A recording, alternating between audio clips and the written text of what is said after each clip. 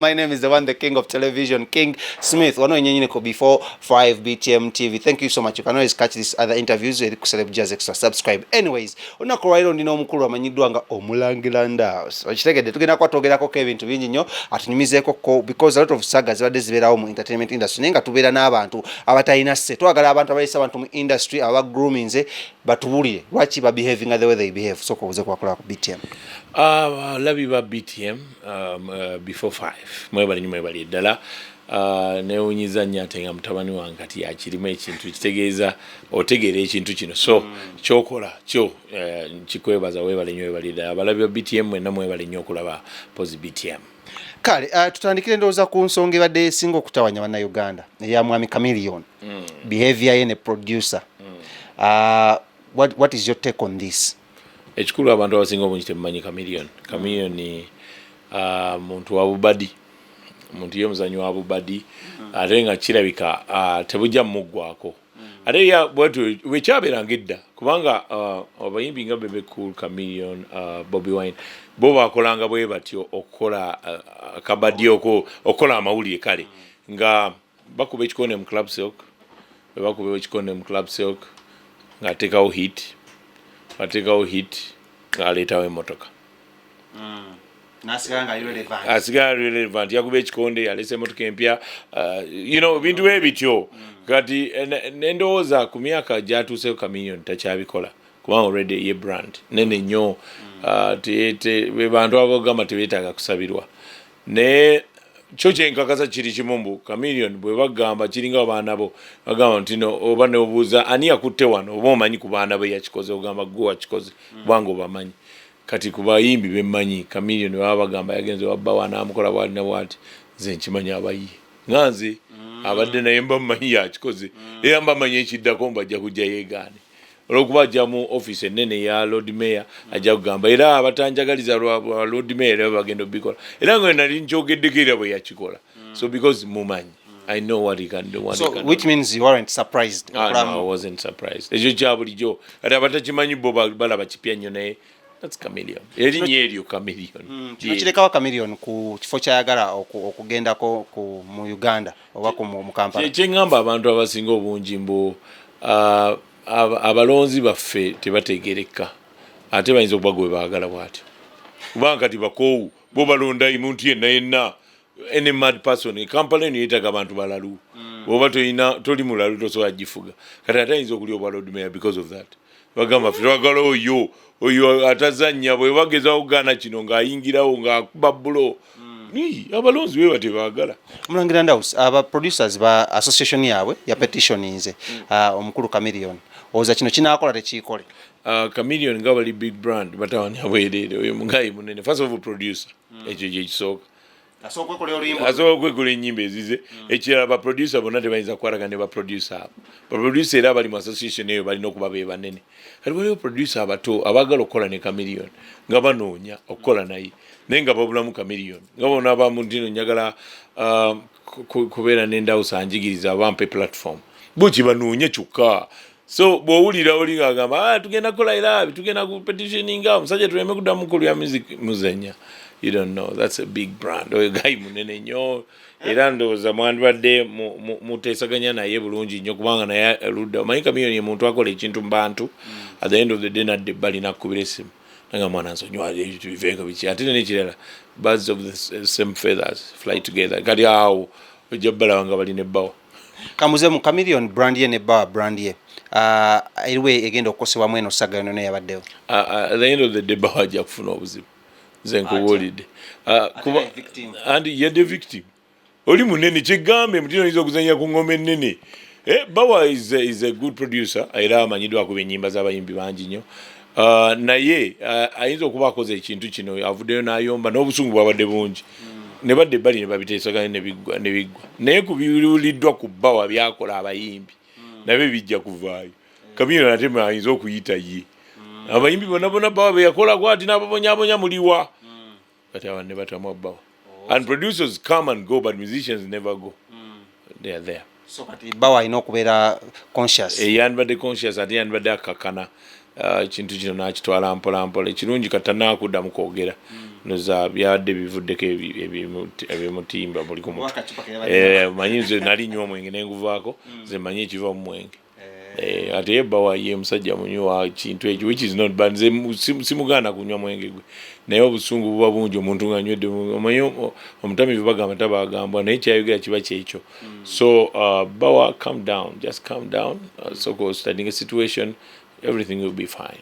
Katubuzeemu oba ekintu kino kigange ekiri mu mayanja family ekyokulwana era wali amuli agavudde about Wizo okuba mukyala we ate ne magetwako post ya Daniela still on the same thing abantu bano kozi nabe banga ddene oloza kiri mu musaayi oba just balina batawaanya ngabo eyo family bwetyo era kiringa omuntu bwoba oyagala kubeera n'omukyala oba oyagala kuba nebbaawo muyige that's the mayanja family bowe batyo so bodda onogamba bakoze bati first of all ebintu bya family byabwe baliya kubyo muwala balina reason zaabwe oba beekuba oba bakola batya nenze wenda byemayanja family ate ekyewunyisa mama waabwe ate anti wange so family njirimu saagala nnyo kwogera bingi nnyo bwebaba balina ebyabwe obubanguko mu maka gaabwe ebyo byabwe naye that's the family. What is your advice to Wizo?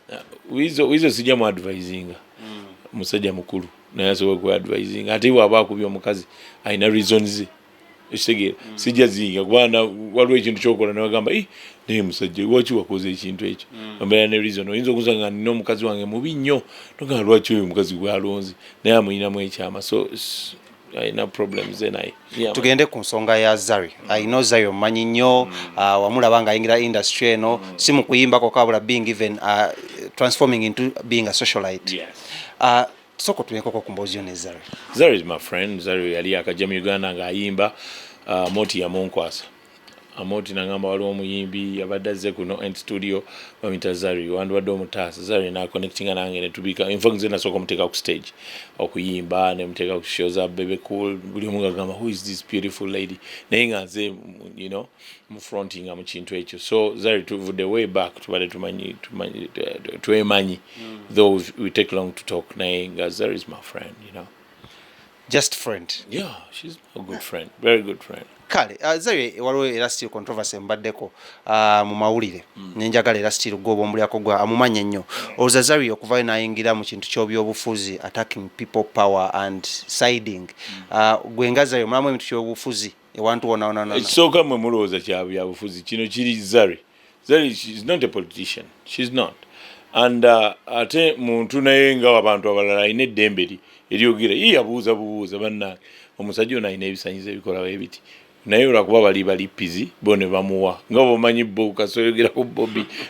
bagina kuwa so Zari I think I was on her side she spoke her mind that was our opinion ekiki yali abuuza naye bo ne bamulipira akati gwokola boti walalala yabuuza so naye n'abawalevu level yabawa so Zari I'm on your side naye nkubiza abantu ba BobiWine tetuganye esimuwa muwagira omusajja tetuganye naffe omusajja waffe nnyo naye ate mwefuge waliwo ekintu kyolipira kati Zari omu attacking a socialite really she asked teyagamba mbu era talina mbu awagira Museveni oba awagira ki she's not a politician, she's not into politics, she's just a socialite ye alina sente ze so yabawalevu mwakiraba naye ndowooza Zari was right on my side. What is Zari's relevance ku entertainment industry?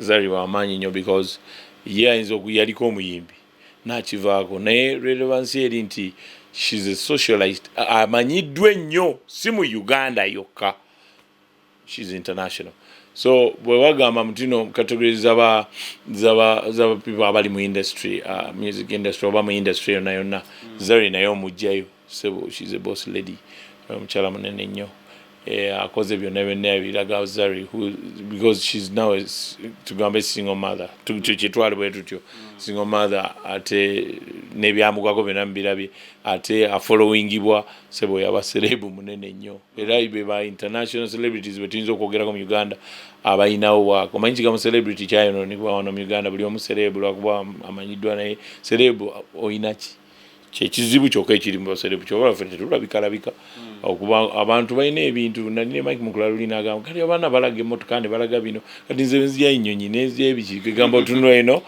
so nze mwenyumirizaamu nnyo Yes. Kale nga tumaliriza mbadde nyaga kubuuza oba okkiriza mu bubadi bw'abayimbi. Yes. Mukkiriza munyo because oba olaba kyekiyinza okuleeta use that.